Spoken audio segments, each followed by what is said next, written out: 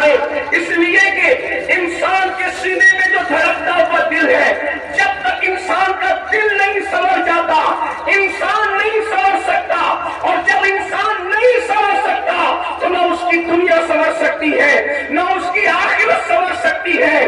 غالب نے کہا تھا آدمی کو بھی میسر نہیں انسان ہونا، آدمی تو سب ہے لیکن انسان کب بنتا ہے؟ اللہ اکبر، جب اس کا دل سنورتا ہے۔ اس لیے کہ انسان کی ترقی کا راز، انسان کی بلندی کا راز، انسان کی اشرفیت کا راز، انسان کی افضلیت کا راز اس کا دل ہے۔ یہ سینے پہ جو گوشت کا لوٹڑا لٹک رہا ہے یہ دل بڑا قیمتی ہے۔ اللہ کے رسول صلی اللہ علیہ وسلم نے فرمایا اللہ اکبر کہ انسان کے سینے میں لٹکتا ہوا بائیں طرف گوشت کا لوٹڑا ہے، جب وہ سنور جاتا ہے تو پورا انسان سنور جاتا ہے، اور وہ بگڑ جاتا ہے تو پورا انسان بگڑ جاتا ہے۔ آگاہ ہو جاؤ اسے دل کہتے ہیں، آگاہ ہو جاؤ اسے دل کہتے ہیں۔ اور دل کیسے سنورتا ہے؟ دل سنورنے کی ایک ہی چیز ہے، اس لیے کہ دل جب دلدار کے حوالے کر دیا جائے، دل جب احمد مختار کے حوالے کر دیا جائے، یعنی تعلق بالرسول اپنا مضبوط کر لیا جائے تو انسان کا دل سنور جاتا ہے۔ دل تو محبت کرنا جانتا ہے، دل تو پیار کرنا جانتا ہے، دل تو الفت کرنا جانتا ہے۔ کسی کا دل کسی حسن سے پیار کرتا ہے، کسی حسین سے پیار کرتا ہے، کسی کا دل کاموں سے پیار کرتا ہے، کسی کا دل گناہوں سے پیار کرتا ہے۔ یاد رکھنا صرف پیار دل کو سنوار نہیں سکتا، بلکہ اس کا پیار جس کا پیار عبادت ہے، جس سے پیار کا حکم ہے، جس سے محبت کا حکم ہے، جب انسان اس سے پیار کرتا ہے تو انسان کا دل سمجھ جاتا ہے، اور تعلق بالرسول جب مضبوط ہو جاتا ہے تو انسان کا دل سمجھ جاتا ہے۔ ملائکہ اس پہ رشک کرتے ہیں جس کے سینے میں عشق رسول والا دل ہوتا ہے۔ ارے وہ زمین کے اوپر اسے عزت نہیں پاتا، بلکہ جب عشق والا قبر میں جاتا ہے تو فرشتے بھی اس کی تعظیم کرتے نظر آتے ہیں۔ میرے امام کہتے ہیں نکیرین کرتے ہیں تعظیم میری، نکیرین کرتے ہیں تعظیم میری، فدا ہو کے تجھ پہ یہ عزت ملی ہے، خاک ہو کر عشق میں آرام سے سونا ملا، جان کی ایک سیل ہے الفت رسول اللہ کی۔ اور یہ دل سنورتے کیسے ہیں؟ دل سنوارنے کا نسخہ کیا ہے؟ دل میں عشق رسول آتا کیسے ہے؟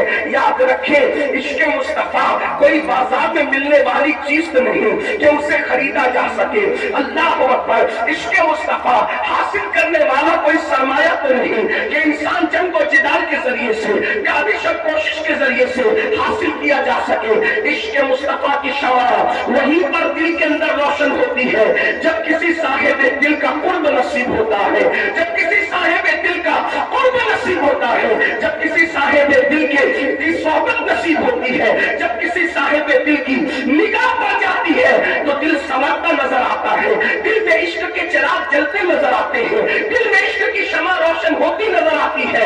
اللہ اکبر، مغرب مطالعہ کی سب سے بڑی خوبی یہ ہے کہ یہاں کے مشائخ حضور صاحب البرکات سے لے کر کے آج تک جتنے مشائخ ہیں انہوں نے ایک ہی مشن پہ کام کیا کہ پوری امت کا تعلق بالرسول مضبوط کر دیا جائے، سینوں میں عشق مصطفیٰ کی شمع روشن کر دی جائے۔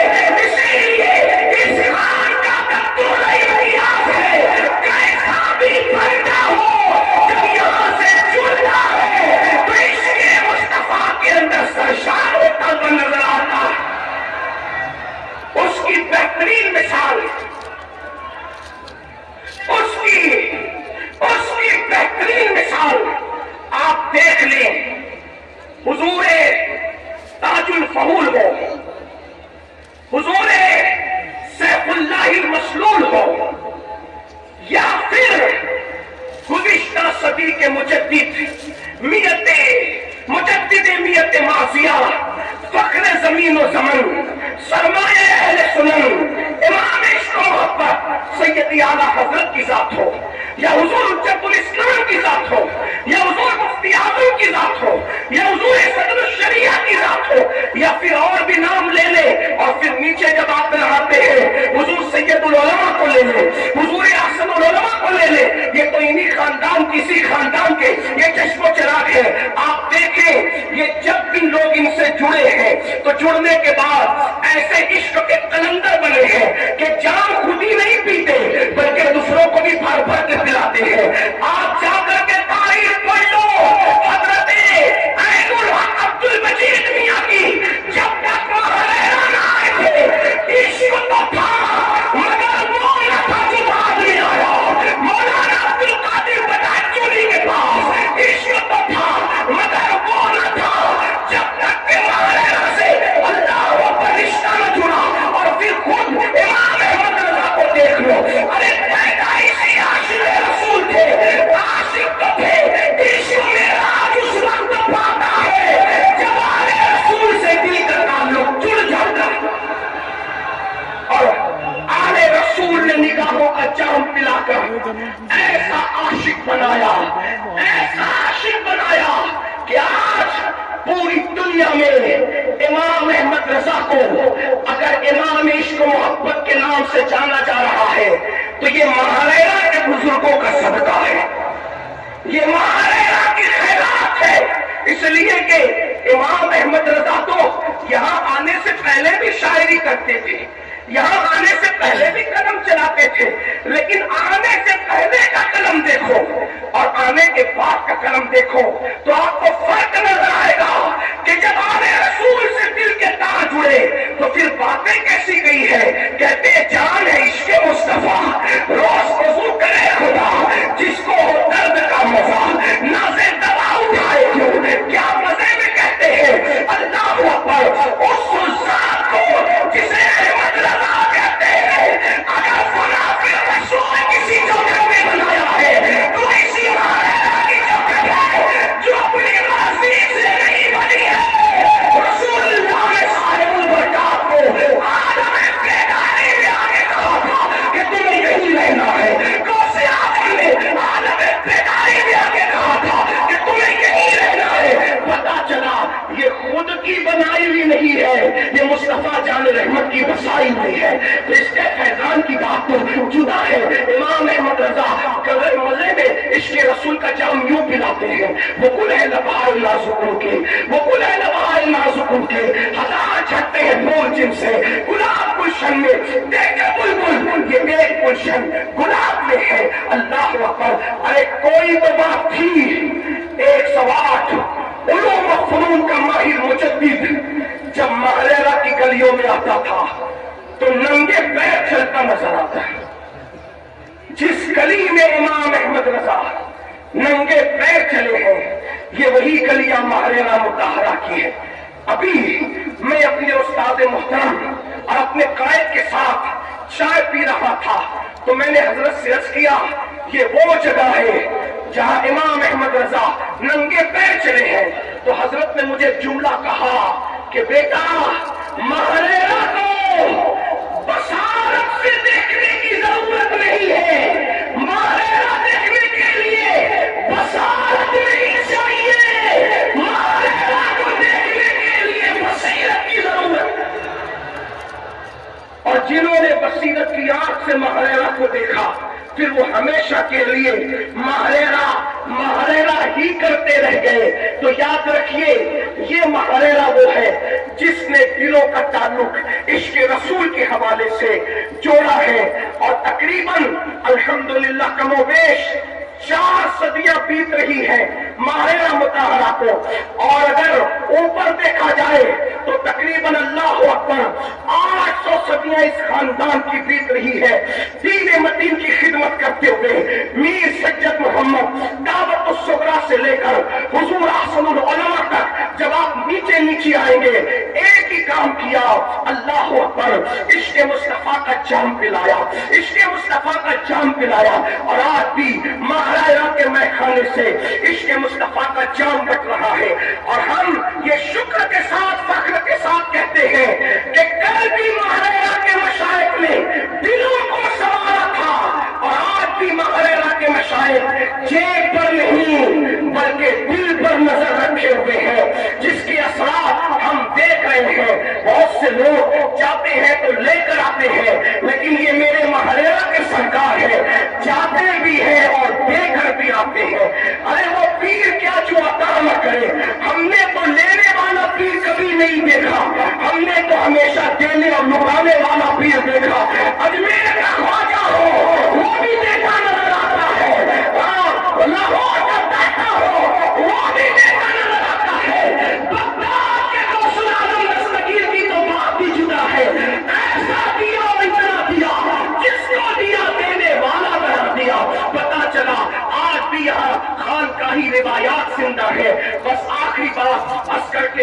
کہ میرا 15 منٹ کا وقت پورا ہوتا ہے اور حضور سیدی رفیق ملت نے پہلی مرتبہ مجھے وقت کا پابند کیا ہے تو میں بالکل اپنے وقت پر اپنی گفتگو کو مکمل کروں گا۔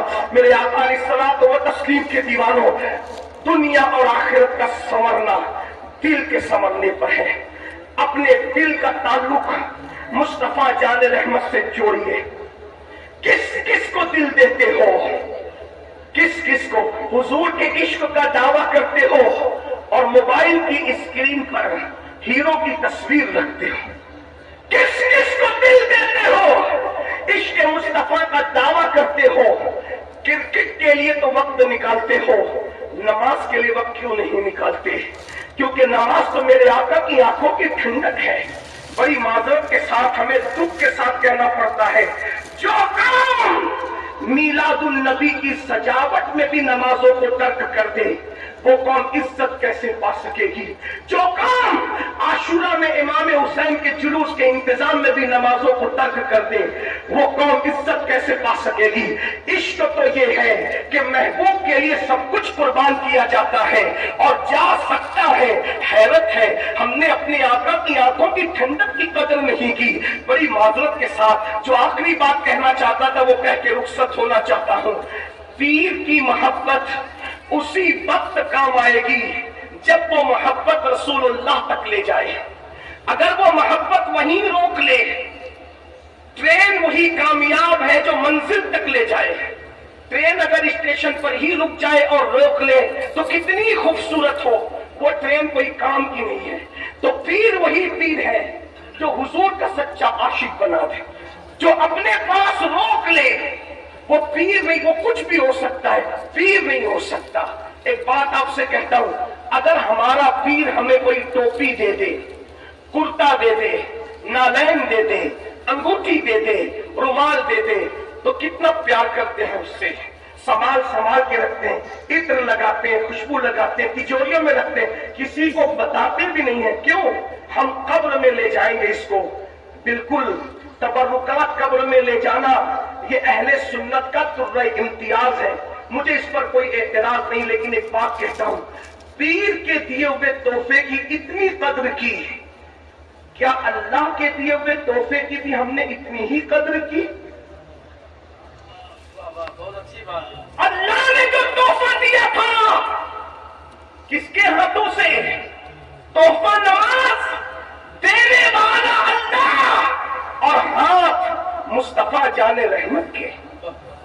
اب ایسے تحفے کی جو قدر نہ کرے پھر میں سمجھتا ہوں کہ شاید کسی اور کا بڑے سے بڑے کا تبرک بھی اس کو قبر میں کام نہیں آ سکتا، اس لیے کہ اللہ کے رسول علیہ السلام نے فرمایا جس نے جان بوجھ کر نماز چھوڑ دی وہ میرے ذمے سے باہر ہے، قیامت کے دن اس کے ساتھ میرا کوئی وعدہ نہیں ہے۔ فقیہ ابو اللیث سمرقندی قرۃ العیون کے اندر یہ حدیث لکھتے ہیں، اللہ کے رسول علیہ السلام سیدنا ابو ہریرہ سے کہتے تھے، اے ابو ہریرہ بے نمازی کے ساتھ نہ بیٹھا کر، اس لیے کہ بے نمازی پر مسلسل اللہ کی لعنت برستی ہے، اس لیے بے نمازی کے ساتھ نہ بیٹھا کر۔ اسی کتاب میں یہ بھی ہے، اللہ کے رسول علیہ السلام نے اپنے اصحاب سے کہا، اے میرے صحابہ دعا کرو اللہ کسی کو بدبخت نہ کرے اور اللہ کسی کو محروم نہ کرے، کسی کو بدبخت نہ کرے، کسی کو محروم نہ کرے۔ آقا علیہ السلام نے جب کہا تو صحابہ کرام سے خود ہی کہا، تم مجھ سے نہیں پوچھتے، تم مجھ سے سوال نہیں کرتے کہ بدبخت کون ہے اور محروم کون ہے؟ تو صحابہ کرام نے عرض کیا، یا رسول اللہ بدبخت اور محروم کون ہے؟ تو میرے آقا فرماتے ہیں جو جان بوجھ کر نماز چھوڑ دیتا ہے وہ بدبخت بھی ہے، وہ محروم بھی ہے۔ اے اس سے برکاتی قاسمی میں آنے والوں، جس کو کوئی نہیں دیکھا اس کو مصطفیٰ جان رحمت عطا کرتے ہیں، اور جس کو حضور بدبخت اور محروم کر دے بتاؤ اسے کون دے سکتا ہے؟ اس لیے اللہ کے بندو عشق رسول کا تقاضا یہ ہے، اور سے قاسمی برکاتی میں آنے والوں آج سے ہم عہد کر کے جائیں گے کہ رسمی اور اسمی عاشق نہیں بنیں گے بلکہ عمل کے میدان کے عاشق بنیں گے۔ یہ مہاراجہ تو ایسی جگہ ہے جہاں صرف نماز ہی نہیں ہوتی بلکہ جماعت کے ساتھ نماز ہوتی ہے۔ ایک بزرگ اسی محرہ کے ایک دوسرے بزرگ ملنے آئے، میں نام نہیں لیتا، ہمارے بزرگ نیچے اتر رہے تھے، دوسرے بزرگ کو سیڑھی چڑھ رہے تھے، تو پوچھا کہاں جا رہے ہیں حضرت؟ تو اس بزرگ نے کہا نماز کے لیے۔ فرمایا نماز تو ہو گئی، نماز تو جو جماعت کے ساتھ ہونی تھی وہ نماز تو ہو گئی، اب کون سی نماز پڑھنے جا رہے بزرگ؟ یہاں تقوی کا یہ عالم ہے، محرہ مطہرہ وہ ہے جہاں شریعت اور طریقت دونوں گلے ملتے ہیں، اسی کو صاحب البرکات کا آستانہ کہتے ہیں، اسی کو آل رسول کا آستانہ کہتے ہیں، اسی کو سرکار نور کا آستانہ کہتے ہیں۔ یہاں آئے ہیں عبادتیں کرو، درود شریف پڑھو، مرشد کے چہرے کی زیارت کرو۔ ہمارے مختوم سیدنا مختوم اشرف جہانگیر سمنانی تو یہاں تک فرماتے ہیں ہر عبادت کی قضا ہے، لیکن بزرگوں کے چہرے کی وہ عبادت ہے کہ اگر ایک بار قضا ہو جائے تو دوبارہ وہ ادا نہیں ہو سکتی۔ اللہ اکبر، احسن العلماء کا چہرہ چلا گیا، اب بتاؤ وہ چہرہ کہاں سے لاؤ گے؟ سید العلماء کا چہرہ چلا گیا، وہ چہرہ کہاں سے لاؤ گے؟ حضور صاحب البرکات کا چہرہ چلا گیا، وہ چہرہ کہاں سے لاؤ گے؟ دعا کرو اللہ ان چہروں کو ہمیں دیکھنے کا شرف عطا فرمائے۔ اللہ اکبر، آج ہم حضور امین ملت کو لباس غوثیہ میں دیکھ رہے ہیں، صرف امین